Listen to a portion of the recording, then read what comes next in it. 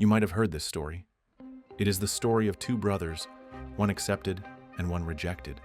The tale where jealousy turns into rage, and then the first murder in human history.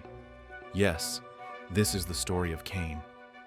But what remained as a mystery for centuries was something that God left behind on Cain. Was it a curse, or was it something far more mysterious?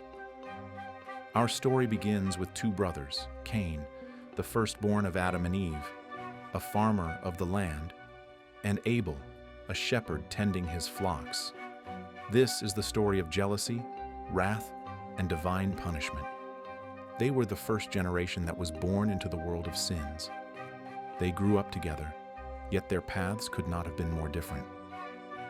Cain was a farmer, working his heart out under the sun, wrestling with the land his father once ruled in paradise. Abel was a shepherd, a caretaker of God's creatures, wandering freely under the open sky. Both their hearts and hands touched the earth differently. One day, both brothers brought offerings to God. Abel, in devotion and faith, offered the best of his flock, which was the firstborn lamb, while Cain brought some random fruits of his land. And then something happened that neither of them expected. God, in his divine wisdom, favored Abel's offering, but rejected Cain's. But why? The Bible does not directly state the reason behind God's decision, but many believe it was not the gift itself, but the heart behind giving it. Abel gave with faith, while Cain gave out of obligation. God only accepts what is given to him with his whole heart. And what happened next was unthinkable. In anger and envy, Cain took his innocent brother into the fields and committed the first crime in human history. He struck down Abel with no hesitation. That was how innocent blood was spilled upon the earth for the first time. Nature itself was troubled to witness this crime. Then from the heavens, a voice thundered, a voice that needs no introduction and no explanation, the voice of the Almighty. Cain, where is your brother Abel? That question echoes a judgment with no essence of curiosity. God, who sees everything, already knows the truth. Yet he asked not for his own sake. But it was the last chance for Cain to confess, to regret, to acknowledge the weight of his actions. And he chose to cover it up. With a heart full of sin and arrogance, he stood with his head up. He did not fall to his knees in grief or shame.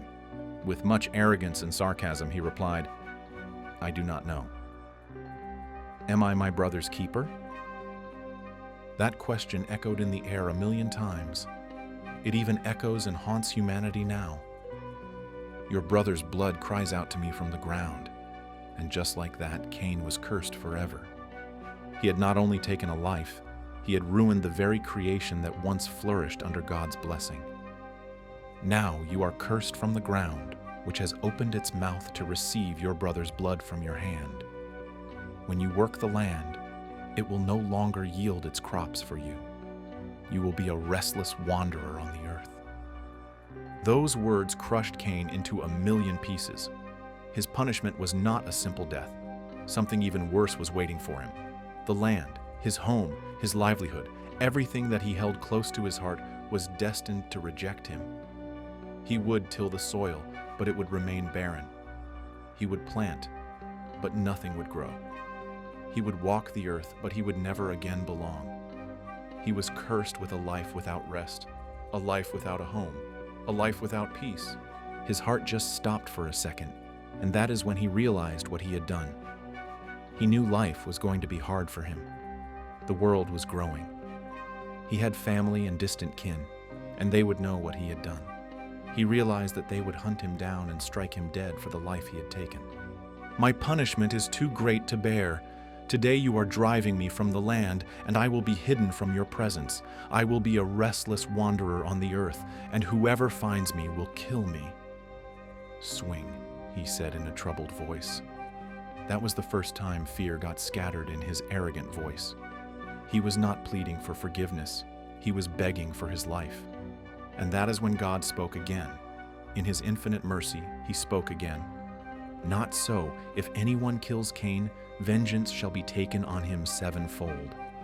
And then came the mark. It was not a fire or a scar. It was a visible brand that men could recognize and fear. It would make sure that no hand of flesh would touch Cain or bleed him. When Cain got up on his feet, something in the world just shifted. He felt it, and he knew that he was still cursed. He realized the fact that he was forever separated from the presence of God, but no one would dare touch him. So he walked away from Eden, from his past, and from everything he had ever known. He went to the wilderness where he would build, where he would father new people. But no city, no child, or no achievement would erase his past and that mark. For wherever he went, no matter how far he wandered, he would always carry the mark, the sign of his crime and the weight of his punishment will be on his head and soul forever. So God didn't strike Cain down. Instead, he marks him. But why? And what was it? People have argued about this for centuries, whether it is a visible sign or a supernatural aura. They searched if something was written on his skin or if it was something even deeper. Now, some say it was a mark upon his forehead, glowing like an ember in the darkness, while others think that it was a change in his eyes, a sign to understand that they are gazing at a cursed soul. There are even more interpretations all around the world. Some early Jewish interpretations suggested that the mark was a physical affliction like leprosy, serving as both a punishment and a deterrent. But there are people who believe Cain grew a horn, a visible feature that can be identified by people.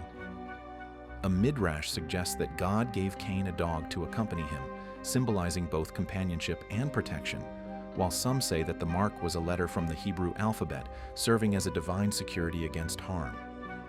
There were instances when this mark fueled prejudice and discrimination among people. From the 18th to the 20th century, there was a notion that the mark was dark skin to justify slavery and the mistreatment of African populations. And some Christian theologians did not hesitate to link that mark to Jewish identity to bring anti-Semitic sentiments. But the world has now moved so forward. The Mark of Cain has found its way into literature and films. The mark has been used in artworks to symbolize guilt and exile. It has found its place in movies as well. The 2000 film The Mark of Cain talked about the world of Russian prison tattoos, connecting the mark with the life of inmates. But for the world, the Mark of Cain will always remain as a mirror that reflects human nature and divine justice. When some claim the mark was dark skin and others say it changed Cain's eyes, there is no biblical backing for any of these. The Bible doesn't say what the mark was. It only mentions the sign as a symbol of protection, because Cain, the first murderer, was not given a death sentence. He was punished and given divine immunity. And that is the reason why the mark is not something others could see. The truth is that we all bear marks, but the real challenge comes when we decide what we do with them. Let us know your thoughts in the comments. Don't forget to like it. For more refreshing content, subscribe to our channel. Till we meet again, pray and believe in those prayers. May God bless you.